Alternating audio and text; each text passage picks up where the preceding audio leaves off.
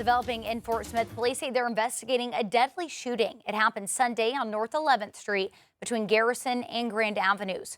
Police confirm one person died in the shooting, but did not provide information about their identity or about a suspect.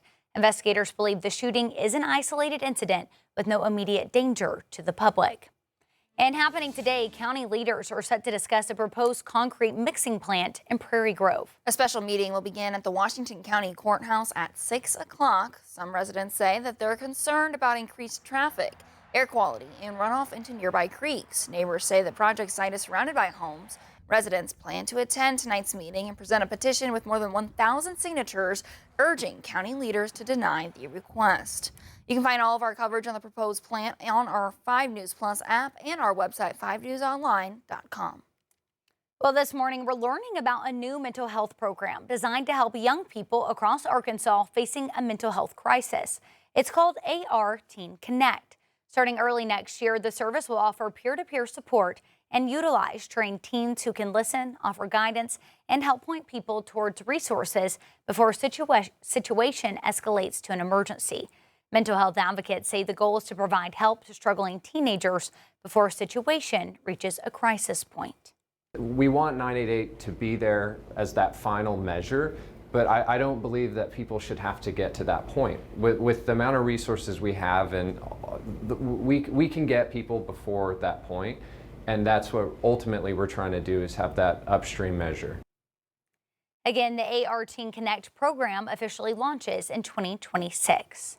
Today, the Bentonville City Council is set to vote on a fee that would impact developers. The city says their wastewater system has reached its limits and an expansion is needed. Developers, builders, and property owners starting new projects that it would increase wastewater flow would be required to pay a fee. That fee is over $7,800 for new residential developments. The money would fund improvements, including sewer lines 12 inches or larger. During the holiday season, trash from gift wrappings and boxes can start to pile up. And this morning, the city of Fayetteville is sharing reminders about trash pickup. Each year, people with curbside service get 4 extra trash bags pickups to use throughout the year. After that, each household will have to pay over $8 for every additional bag pickup. However, the city says recycling can help reduce the amount of trash that goes in your cart. Well, off the coast in Venezuela, the U.S. Coast Guard is now in active pursuit of a third oil tanker. That's after seizing what the White House calls a second sanctioned vessel early Saturday. Venezuela called the operation a serious act of piracy. The White House accuses both vessels of evading sanctions.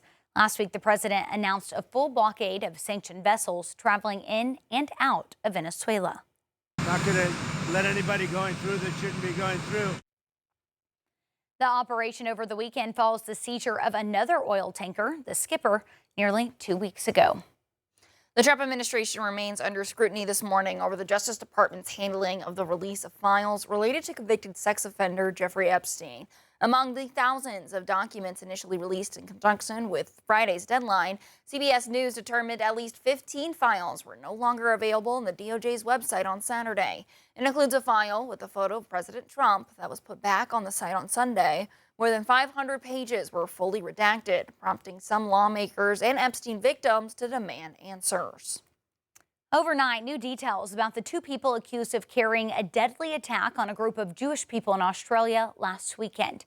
Authorities say the father-son duo conducted firearms training outside of Sydney in a recorded video attempting to justify their targeted attack over the weekend. Communities came together to honor the 15 people killed. Jared Hill has the latest. Thousands gathered on the 8th night of Hanukkah, honoring the 15 people killed on the first night. This is a time for all of us to come together in a show of solidarity and in a show of, hopefully, of peace. Authorities say a father and son went on a deadly rampage, targeting a Jewish community gathered to light the first candle of Hanukkah. I'm sorry for what the Jewish community and our nation as a whole has experienced. Australia's Prime Minister Anthony Albanese offering condolences Sunday after he was booed walking through the crowd of mourners. The Prime Minister has been pressured to respond to what some say is rising anti-Semitism in the country. Last week, he announced new laws to target hate speech and radicalization, supported by some local lawmakers. I acknowledge that we don't have the same free speech rules that they have in the United States, and I don't make any apologies for that. We have got a responsibility to knit together our community that comes from different races and religions and places from all over the world. There's also been a push for stricter gun laws. Authorities said the father and son gunmen were inspired by ISIS. The father was killed in the shootout with police. His son is facing 59 charges, including murder. Tributes rang out from the Sydney Opera House to Israel, where Prime Minister Benjamin Netanyahu said the attack has made him more determined than ever to ensure the eternity of Israel. In the U.S., this community in Virginia bringing light in a moment of darkness. Back in Sydney, hundreds of surfers paddled out to the water of Bondi Beach Friday in a tribute of their own. Jared Hill, CBS News. Well, one man who tried to tackle the gunman was presented with community donations equal to over $1.6 million.